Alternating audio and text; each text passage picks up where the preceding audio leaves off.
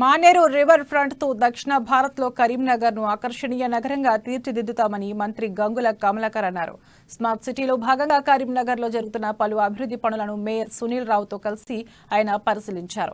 నగరంలో జరుగుతున్న అభివృద్ధి పనులపై ఇంటింటికి వెళ్లి అడిగి తెలుసుకున్నారు.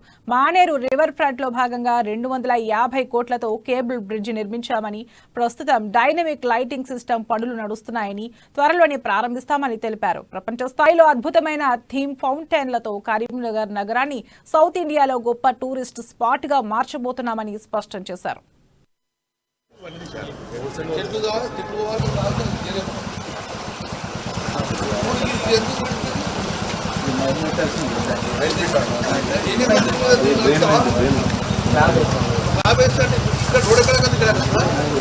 ఈ రోజు క్రాంతి కరీంనగర్ నగరంలో తెలంగాణ రాష్ట్రం రాకముందు 40-50 సంవత్సరాల దీర్ఘ పరిపాలనలో సుదీర్ఘ స్వతంత్ర భారతదేశంలో ఎక్కడ వేసిన గొంగలు అక్కడే ఉన్నట్టు 40-50 సంవత్సరాలు తన కట్టుకున్న ఇంటి ముందు కూడా సిమెంట్ రోడ్డు పడే పరిస్థితి లేదు. ఎంతో మందికి దరఖాస్తు ఇచ్చి దండం పెట్టినా కూడా 40-50 సంవత్సరాలు వాళ్ళ ఇంటి ముందట కనీసం సిమెంట్ రోడ్డు కానీ బీటీ రోడ్డు కానీ వేసే పరిస్థితి లేకుండా గతంలో. అందుకే ఈ రోజు ప్రజలు ఎవరు అడుగుడు అవసరం లేదు.